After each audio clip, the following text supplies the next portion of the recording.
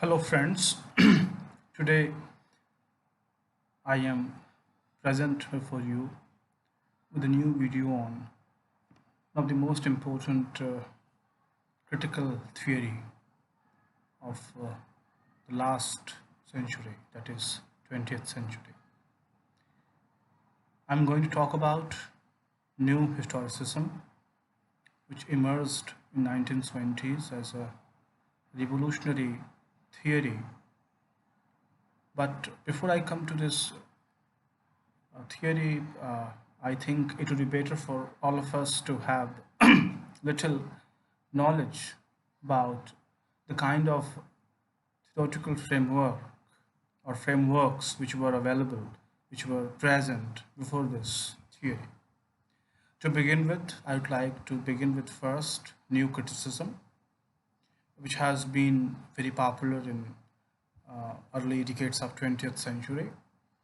And the new criticism simply talked about the autonomy of the text, independent of the author, independent of the social context or background. It believed in a close reading, and the close reading operated on different angles. W.K. Wimsatt talks about literature as a kind of parable icon, or Clint Brooks in his book The Well-Wrought Urn talks about paradoxes. W.K. Wimsatt and Beardsley, they talk about the pathetic fallacy and the intentional fallacy, whereby the the text is autonomous, independent, and it has nothing to do with the opinion either of the writer or of the reader, because text is self-contained world and it must not be analyzed through any of these opinions. New criticism also talked about, as William Emerson wrote that seminal text, Seven Types of Ambiguities. So overall, new criticism simply talked about a kind of cutoff of a text from its social, historical rootedness. We have formalism, though it was there in Russia, and formalists also believed in literature not as something as a social product, but as a as a special use of language, a special kind of language use, art as a technique, and we have the celebrated theorists like Shklovsky, Mukravsky, and Roma Jacobson. This formalism also involves Mikhail Bakhtin, and Mikhail Bakhtin seems to be a kind of exception, though he was termed as a formalist, but his writings do exhibit something which talks about text not independent from the social realities.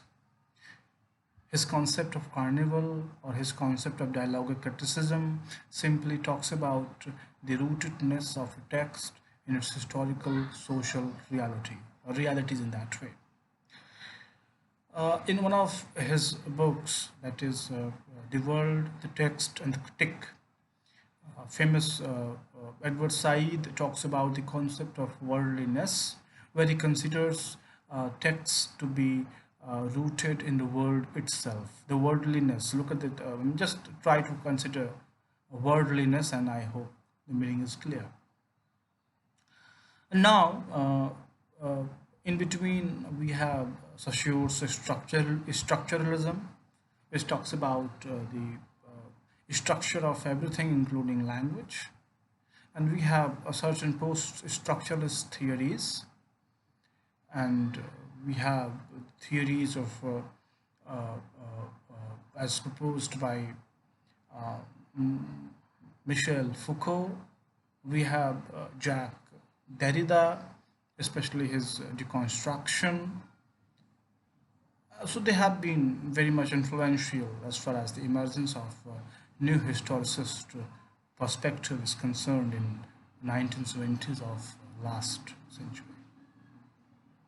So now let us try to consider, or let's try to understand in brief certain preoccupations of new historicism.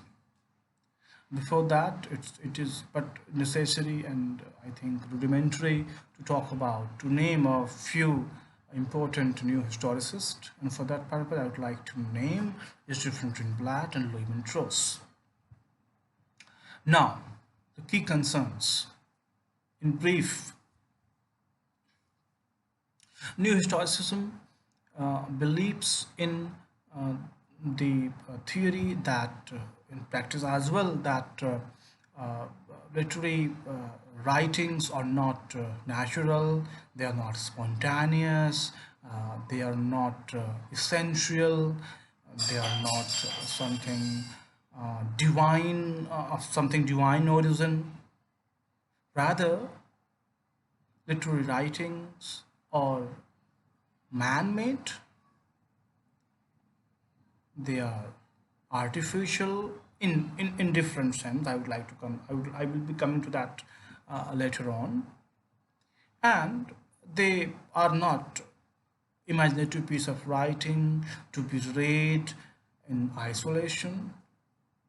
The idea that literature has nothing to do with social reality, the idea that literary writers and artists live in ivory tower far away from the social realities. So these are some things, some basic ideas which new historicism boycotts from the very beginning. So, in that perspective, then, literary writing or literary text is not something which is spontaneous or which has a truth value, or which is essential, or which talks about something fundamental, or something talks about some oracle or great divine speech. The answer is no. Literary texts are not isolated. Texts are not isolated, and they have to be understood in the day to day or present day, the way the age in which they were written. They must be brought back to that, and they must be read, they must be studied along with the non-literary texts, pamphlets, documents, magazines, social documents, legal documents, medical documents, whatsoever one can think of non-literary writing. According to New Historicism, history is not unified, history is not unitary, history is not something which has a linear mode. History is not continuous. History, as envisioned by Michel Foucault, history is not unified spectacle, it is a complex spectacle. It is not linear, it means it is not developmental, it's not chronological, it's not sequential. History, as he says, is discontinuous form. He believes in the discontinuity of history, and he doesn't believe in one history, he believes in various histories. And these various histories further leads him to theorize how various histories of a historical time framework, they come together to a site with competing interests. They fall into mutual confrontations. So there is no one history, there are histories. There is no one unified history, but one complex histories in that way. And this complexity, this discontinuity also has close links with the kind of a notion of power which Foucault presents in his book, The Archaeology of Knowledge. Power is not something which can be acquired, seized, or held. Power doesn't lie with one man, with one agency, with one center. Power comes from everywhere. Power erupts from everywhere. And, and this is very radical concept of power. It allows the emergence of some discursive forces, some lesser known truths which hitherto have been ignored in traditional historiography. This power also brings in the power is not only used to sustain or maintain any kind of ideology. This power brings in the elements of resistance, which is very much highlighted by Foucault in his concept of power, and which has been a great influence in the shaping up of certain rudimentary new historicist perspectives. New historicism also believes that history is not something which we consider or which we must consider only in terms of events, in terms of certain sequences, in terms of certain chronological accounts. History is not merely about dates, rather, they believe history as a narrative, history as a story, history as a literature as a history. This is a very important aspect, and this opens new vistas, new avenues, new paths, new ways to look at history from different angles, not from one specific fixed rooted angle, but from different, multiple and fluid angles. Now, history is not remote. History is not past. History is not to be conceived objectively. Instead, while accessing, approaching one history, one cannot be refrained from, one cannot be away from his or her own historical consciousness. And as T.S. Eliot writes in his famous discourse on tradition, the tradition is not only the pastness of the past, but of its presence too. Likewise, history is not about the past. History about the history's presence too.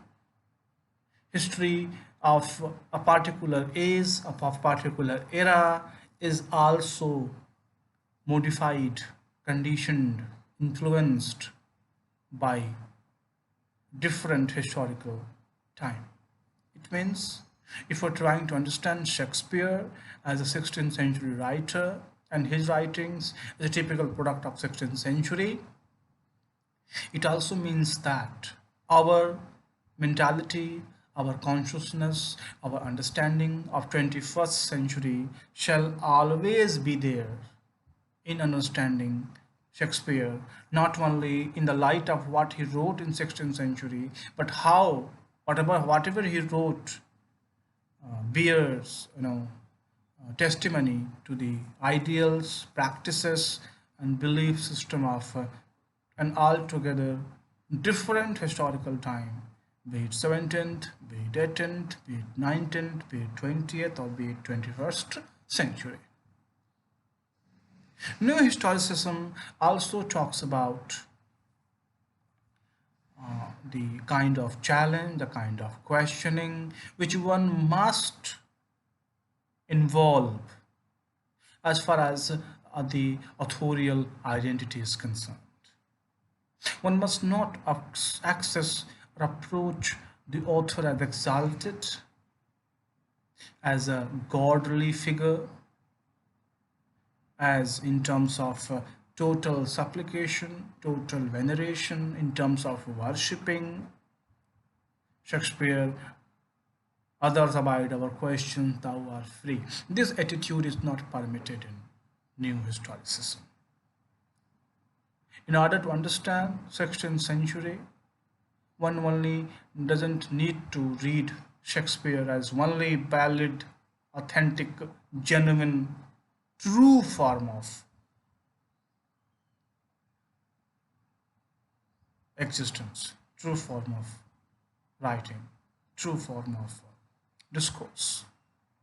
In order to understand 16th century, we also must pay attention to other lesser known writers, to other writers who have been ignored, who have been forgotten, or who have not been given due respect in terms of a towering personality like William Shakespeare, or whatever Shakespeare has written in terms of history of England, that should not be taken only and only available for.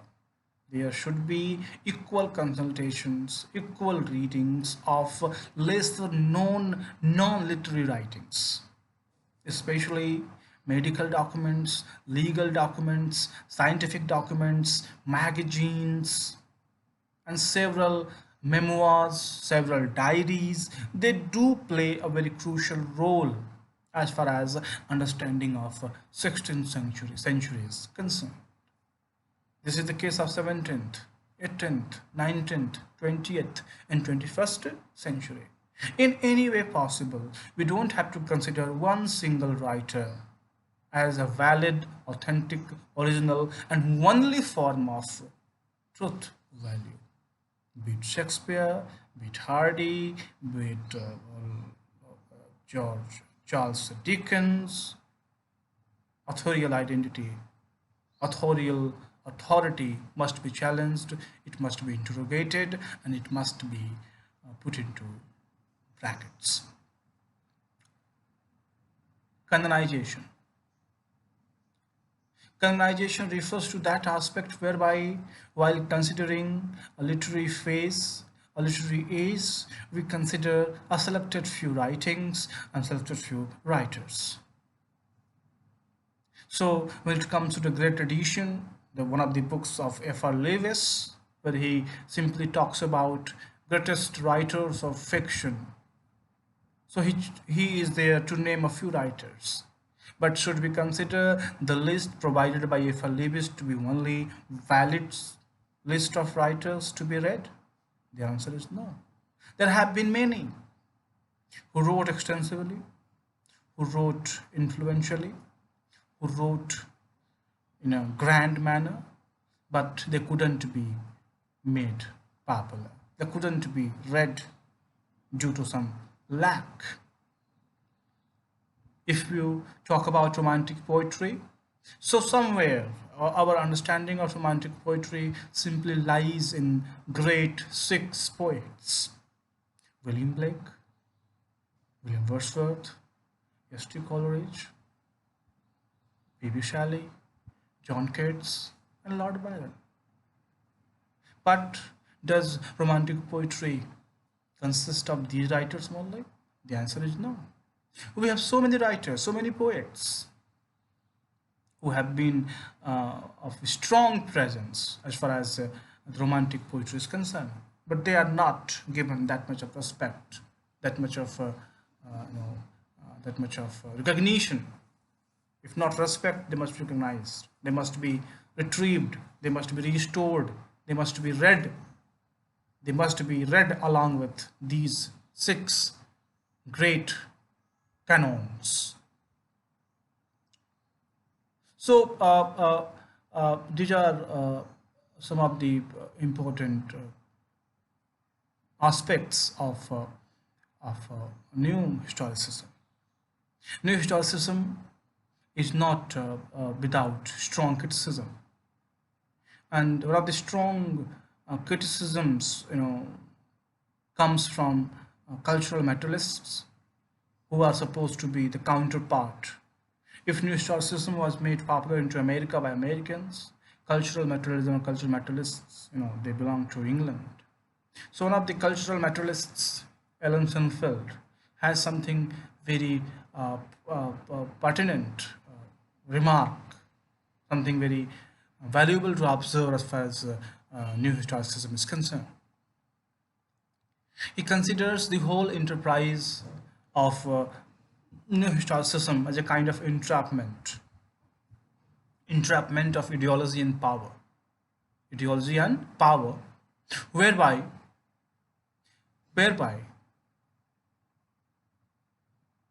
the new historicist perspective, though it seems to challenge the agencies, let me say, agency in that way.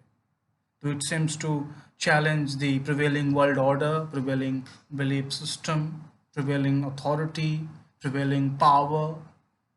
But in the end, it simply aims to sustain that. It simply aims to maintain that. It's a very severe and serious allegation, which needs a textual analysis. For this purpose, I shall be talking about Shakespeare and one of his important romantic comedies, Twelfth Night. We all know that Twelfth Night is one of the most successful romantic comedies of Shakespeare. One must also know that Twelfth Night, as a romantic comedy, talks about homoeroticism. Homoeroticism, which is very complex and which is against the prevailing sexual behavior, sexual attitude, sexual belief, sexual norm, heterosexuality or heteronormativity. So we have one female character, Viola, who puts on the disguise of a man, and she becomes he. Viola becomes Cesario.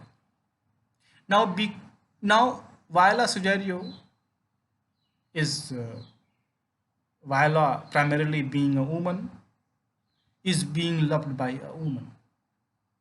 Though she thinks that she is not a girl, she is a man, as she has put on the attire of a man.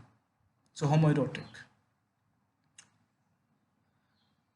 Viola Cesario acts like a man, but finally falls in love with the man, Orsino, the Duke.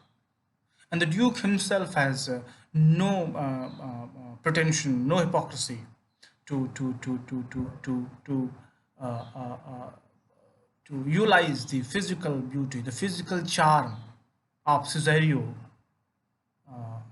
In fact, he is utilizing the feminine charm of Viola. It's very complex. And in the background, we have the story of Viola's brother, Sebastian, and his friend, Antonio, which is replete with the homosexual and homoerotic overtones. So it's a complex relationship against heterosexuality. But did Shakespeare dare to put a kind of success to this kind of relationship? The answer is no. As we all know that the play finally comes to an end. And with what? Homoerotic marriages? Homosexual marriages? No. All the homosexuality, all the homoeroticism, all the cross dressings, they all get dissolved by the end of the play. And we do hear the bell, the ringing of the bell, but this is not of celebration of homoeroticism or of homosexuality, but of heterosexuality, which has been the norm, which has been the agency, which has been the belief system, only belief system of Elizabethan 16th century. So yes, there is a power, different centers of power, and the power resists, but finally this resistance succumbs to a greater power. This is what Alan Sinfield has to offer in terms of his criticism of new historicist agenda, new historicist movement. I hope, see, this is a video, it's not classroom, so I had been, I had been very brief, concise, and I'm quite sure that at least you might be in a position to expose yourself to kind of theory, new historicism. Yes, thank you very much, and very soon coming up with next video. Thank you very much.